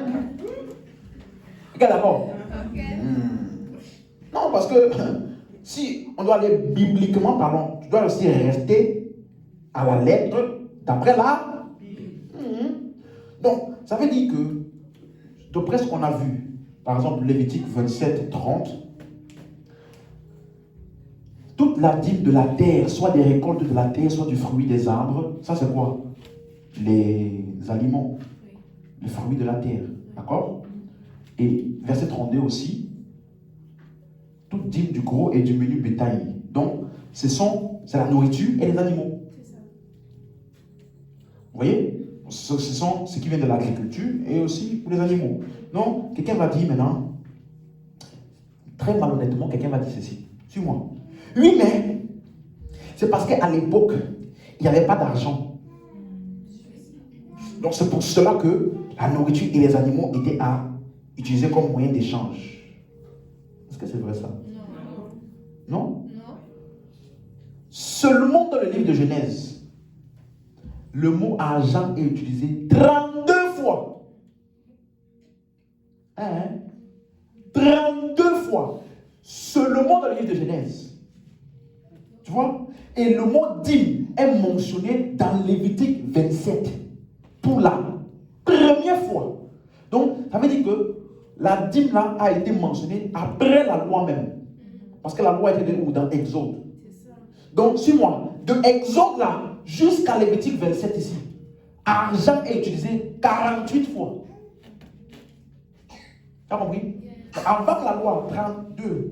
Après la loi et avant la mention de dîme, il y avait argent là-bas combien de fois? 48 fois. Donc, c'est vraiment malhonnête de dire ça. Totalement faux. Au cas où tu n'es pas très clair, Genèse 17. Allons. À l'âge de 8 mois, tout mâle parmi vous sera circoncis selon vos générations, qu'il soit né dans la maison, suis-moi, ou qu'il soit acquis, appris. Donc ça veut dire que, verset 13, rapidement, on devra circoncire celui qui est né dans la maison, ou celui qui est acquis, appris. Donc l'argent était utilisé pour acheter ou acquérir les esclaves. Tu as compris? Genèse 23, 9. Chez vous, vous lisez jusqu'au verset 16. Je vais juste prendre les versets pertinents. Donc, Abraham, ici, suis-moi. Sarah était morte. Il cherchait donc, comme il était à l'étranger, une terre pour enterrer sa femme. Et les gens lui ont dit, prends la terre que tu veux. Voici ce qu'Abraham a dit. Il a demandé donc de me céder la caverne de Macpéla, qui lui appartient à l'extrémité de son champ, de me la céder contre sa valeur. Hein? Donc, l'argent était utilisé pour payer le terrain. Hein? Tu es d'accord? Vous allez voir ça, verset 13. Il parla ainsi à Ephron en présence du peuple du pays. Écoutez-moi, je te prie, je donne le prix du champ. Donc c'est l'argent. Verset 15. Mon Seigneur, écoute-moi, une terre de 400 cycles d'argent. Donc comme tu vas voir dans la Bible, argent, cycle là, c'est comme aujourd'hui la monnaie qu'on a là. Ok, euro si vous voulez. D'accord? C'est l'argent. Ça existait avant. Donc, ce n'est pas par manque d'argent qu'on a dit manger la dîme. Ce n'est pas par manque d'argent. Exode 21, verset 1 jusqu'au verset 11. Chez vous, vous pouvez lire verset 1 à 11. Moi, je vais prendre quelques versets pertinents. Verset 2. Si tu achètes un esclave hébreu, il servira 6 années, mais la 7e, il sortira libre sans rien payer. Tu as compris? Verset 11. S'il ne fait pas pour elle ces 3 choses, elle pourra sortir sans rien payer, sans donner de... Donc, l'argent était même utilisé lorsque les esclaves voulaient partir, se libérer de leur esclavage, de ceux qui étaient leurs maîtres. Lorsque tu voulais te défaire d'eux, tu payais. Mais ici, il donne certaines conditions que si ce n'est pas respecté, tu peux partir sans rien payer. Vous voyez? Donc l'argent est utilisé pour payer quoi? La liberté. Exode 22. Tout ça là, c'est avant que la dîme soit mentionnée. Hein? Exode 22, verset 7. Si un homme donne à un autre de l'argent pour des objets à garder et qu'on le vole dans la maison de ce dernier, le voleur fera une restitution au double dans le cas où il serait trouvé. Donc c'est utilisé pour restituer d'un vol. C'est aussi utilisé pour la restitution de la dot. Verset 17. Si le père refuse de la lui accorder, il payera en argent la valeur de la dot. Donc même payer la dot en argent là. Come Bon, il ne faut pas que je dérote là-dedans. on! Sinon, C'est un terrain très très glissant. Exode 30. Ah Jésus. Exode 30, verset 11. Chez vous, vous lisez jusqu'au verset 16. Je vais prendre quelques versets pertinents. L'Éternel parla à Moïse et dit, verset 12, lorsque tu compteras les enfants d'Israël pour en faire le dénombrement, chacun d'eux payera à l'Éternel le rachat de sa personne. Bon, la suite. Voici ce que donneront tous ceux qui seront compris dans le dénombrement. Un demi-cycle, selon le cycle du sanctuaire, qui est de 20 guéras. Un demi-cycle. Verset 16. Tu recevras des enfants d'Israël l'argent du rachat. Donc quand tu vois cycle, demi-cycle, c'est de l'argent. C'est clair? Lévitique 27, verset 1 à 8. L'Éternel parla à Moïse et dit, verset 2, parle aux enfants d'Israël et tu leur diras, lorsqu'on fera des vœux, s'il s'agit des personnes, elles seront à l'Éternel d'après ton estimation. Verset 3, si tu as à faire l'estimation d'un mâle de 20 à 60 ans, ton estimation sera de 50 cycles d'argent. C'est de l'argent, ok? Donc c'est pour payer un vœu. Nombre 3, verset 46. Quelqu'un est toujours là? Ok. Nombre 3, verset 46. Chez vous, vous lisez jusqu'au verset 51. Je vais lire le verset 47. Tu prendras 5 cycles par tête. Tu les prendras selon le cycle du sanctuaire qui est de 20 guéras. Verset 48. Tu donneras l'argent à Aaron et à ses fils pour le rachat de ceux qui dépassent le nombre de Lévitons. Verset 49. Moïse prit l'argent. Donc, c'est de l'argent. C'est utilisé. Quelqu'un comprend? Deutéronome 14, 26. Là, tu achèteras, donc ça c'est une histoire là, si ta dîme est trop lourde, tu échanges avec de l'argent. Quand tu arrives dans le lieu, là tu fais quoi? Tu achèteras avec. Donc l'argent était utilisé pour acheter tout. Tu vois? Donc ce n'est pas par manque d'argent que la dîme est nourriture. Ce n'est pas par manque d'argent. C'était utilisé même pour payer la dot. Je reviens encore, Deutéronome 22, 29.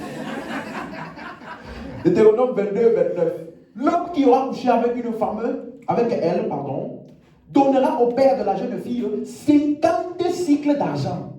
Parce qu'il l'a déshonorée, il la prendra pour femme, il ne pourra pas la renvoyer tant qu'il vivra. Amen. Donc, suis-moi. L'argent n'était pas la dîme. Par contre, il y a un seul endroit où l'argent a été remplacé par les animaux. Tu vois? Où on a utilisé les animaux comme moyen d'échange. Ok? Mais c'est dans une situation précise. Genèse 47, verset 14.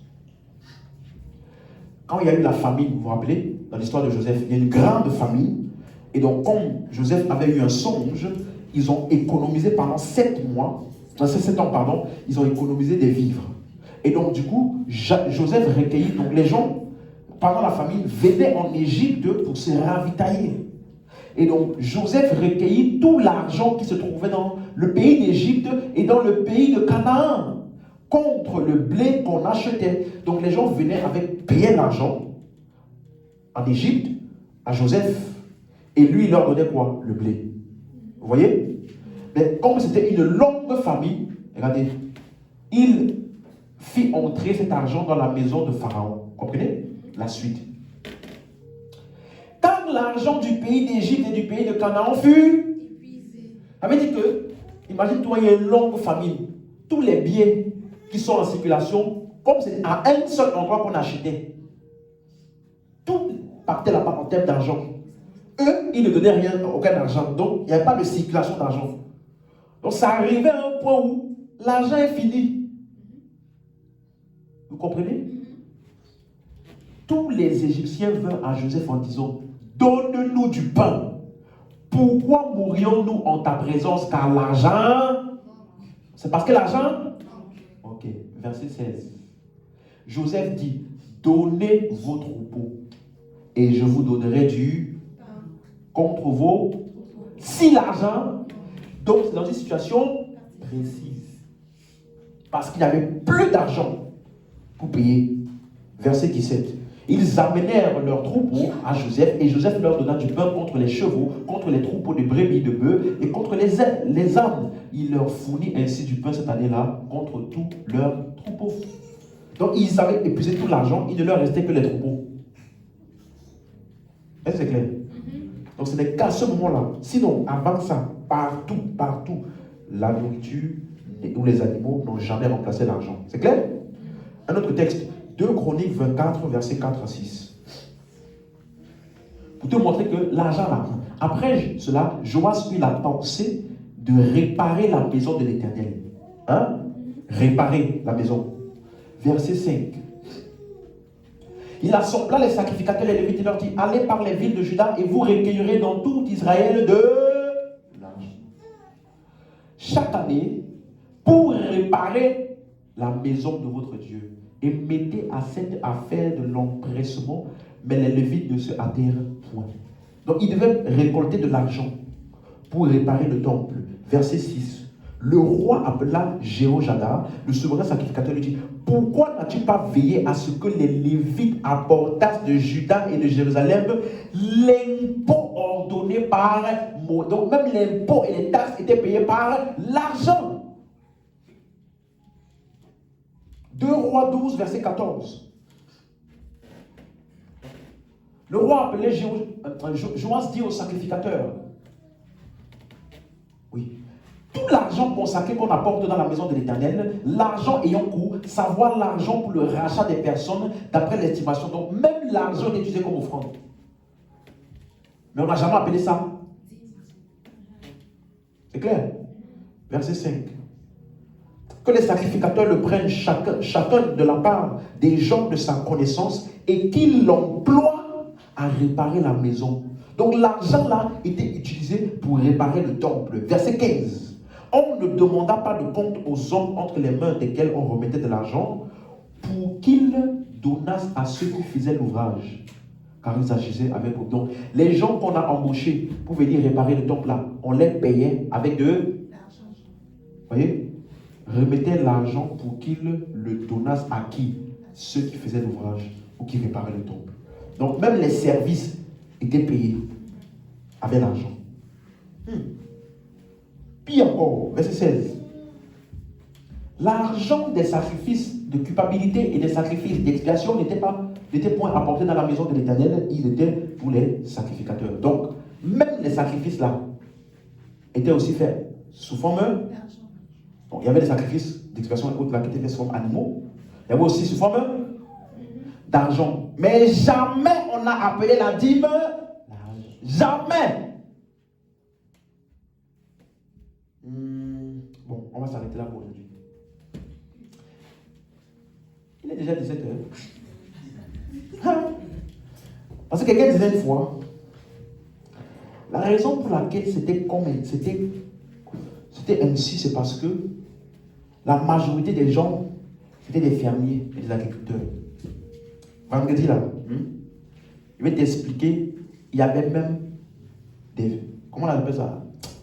Des trésoriers, des boulangers, des couturiers, des cuisiniers. Tout ça là, dans la Bible, à l'époque de la Bible, pour te montrer que ce n'est pas parce que ces gens-là étaient des fermiers. Rendez-vous vendredi. Écoute-moi, quand je vais finir d'expliquer la dîme, toi-même tu vas réfléchir 4 fois si tu veux faire la dîme. Parce que, laisse-moi te donner un petit teaser. La dîme qu'il donnait là n'était pas 10%. Rendez-vous par la suite. Si tu es un bon étudiant, non, va étudier. Comme ça, quand je vais parler de ça là, tu sauras de quoi je parle. Ce n'était jamais 10%. Le peuple d'Israël, chaque personne, ce qu'il donnait là, ce n'était pas 10%. Ok. Ok. On peut s'élever. Vous voulez plus partir? Tu vois, non? Donc, si quelqu'un te dit, donne-moi la dîme, dis-lui, es-tu lévite?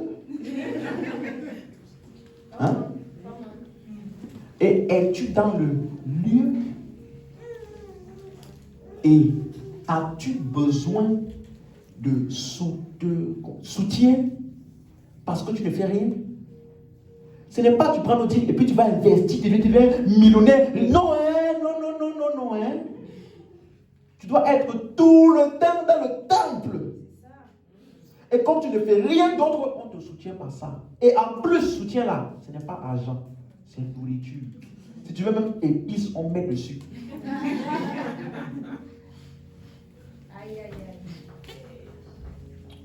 Tiens ton voisin, tu vois. Voici une des raisons pour laquelle quand on posait des questions à Jésus, Jésus disait, n'avez-vous pas lu? Tu vois? Parce que ça ne veut pas dire que ne sais-tu pas où c'est écrit, ou n'as-tu jamais lu ça? Ça veut dire que lu là, n'avez-vous pas lu, c'est le mot anaginosko. Ça veut dire lis encore et encore en prêtant attention aux détails. Ça veut dire que tu as lu, mais tu n'as pas vu le détail là. Digne du menu bétail, digne du blé, du mou, de la sémence, des fruits de la terre. Il n'y a pas digne de ton compte bancaire, ni digne de ton salaire, il n'y a pas. Donc, si tu dis, peuple de Dieu, amenez la dîme, vous devez chacun venir, comme dans nos pays là à l'époque, chacun avec son fruit. Après l'autre vient. Mais si tu ramènes ça, donc toi-même, le panier qu'on met souvent là, est-ce que c'est un panier qui peut recevoir beaucoup de nourriture dedans? C'est un panier spécial, même la taille là, c'est pour l'argent. D'autres disent, mettez dans vos enveloppes. Est-ce que tu peux mettre à manger? Vous voyez? Donc, non. Ce n'était pas l'argent. Je vais te toutes les objections que les gens ont souvent là. Suis seulement cette série. Quand je vais finir avec toi, n'importe qui va prendre n'importe quel endroit où il prend souvent la dîme là, hein, tu vas répondre. Et quelqu'un disait, non, mais Abraham a payé la dîme. Question, qui lui a demandé de payer? Il écoutait un enseignement où on l'a dit, si tu ne payes pas ta dîme, les cieux seront fermés et ton travail ne va pas marcher. Est-ce qu'il a entendu ça? Non. Personne ne lui a rien demandé, il a donné. Mais pourquoi a-t-il donné? Hein? Parce que il faut comprendre qu'à son époque, laisse-moi ne pas trop m'avancer, il venait d'un background de quelque chose. Ne pense pas qu'il a juste donné comme ça parce que, je t'aime bien. Non.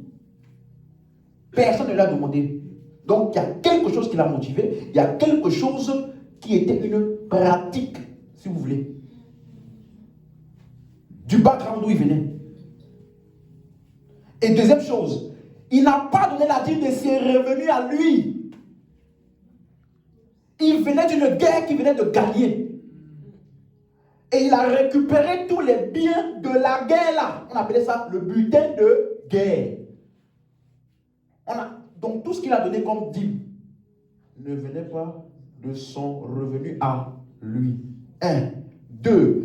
Après avoir donné la dîme, puisque c'était le butin de guerre, parce qu'il est parti combattre, suivez-moi, les rois qui avaient capturé Lot, son neveu. Il est parti là-bas pour combattre. Il récupérait son neveu et il récupérait tous les biens qu'ils avaient pris du peuple de Sodome et autres.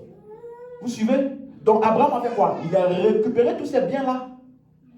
Il a donné 10% et il a rendu le reste au roi. Donc après avoir donné sa dîme là, il n'avait plus rien. Hein? Il n'a pas joui des 90% qui sont bénis. Non. Il a donné 10% à Melchizedek et le reste, il a fait quoi? Il a rendu ça au roi. Parce que lui, il n'avait plus rien de ce butin de guerre. Tu comprends? Non, si tu veux appliquer comme Abraham, tu dois faire quoi? Hein? Non, dis, tu dois faire quoi? Non, mais la dîme était avant la loi. Ok, tu dois faire bien. Tu ne donnes pas 10% et puis tu manges le reste. Non, tu donnes 10% et puis tu partages le reste. Là, tu as fait la dîme comme Abraham. Tu vois, non? Troisième chose, il n'a jamais fait ça 2 fois. Bon, laisse-moi fermer ma Bible parce que là, si je continue ici, tu vas passer. Tu vois, on a l'impression qu'on ne lit pas la même Bible. Abraham l'a fait ça combien de fois? Une fois. C'est tout. Il n'a jamais refait. Ce n'était pas une pratique chaque mois. Comme Abraham, à la coutume de chaque mois, il alla et puis il donna la dîme. Oh, Amalek, non! Ça arrivait une fois. Et plus jamais ça arrivait. Et je vais t'expliquer même pourquoi. Tu comprends? Parce que ça là, c'était dans Genèse 14. Il avait besoin de rencontrer un sacrificateur qui était comme un intermédiaire entre lui et Dieu. Mais dans Genèse 15, Abraham a cru. Il a été justifié. On n'a plus besoin de sacrificateur. Lui-même est Dieu direct.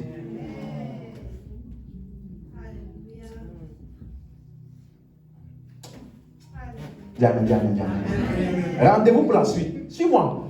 Pourquoi on enseigne ça? Ce n'est pas pour que tu puisses dire à tout le monde, ah, c'est qu'elle a dit là, non!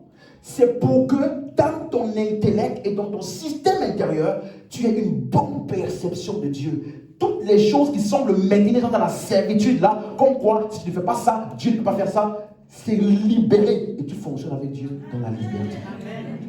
Parce que c'est pour la liberté que nous avons été affranchis. Et ne vous laissez pas de nouveau assujettir dans le jour de la servitude. Donc ne laisse personne voler ta liberté. Bien-aimé, que tu donnes ou pas, tu es béni. Dieu n'attend pas dans l'offrande pour te bénir. Parce que c'est qui il est là. C'est comme ça qu'il bénit. Il fait tomber sa pluie sur les bons et sur les méchants. Donc ceux qui donnent et qui ne donnent pas, ça ne change pas l'attitude de Dieu. Parce que Dieu n'est que bon.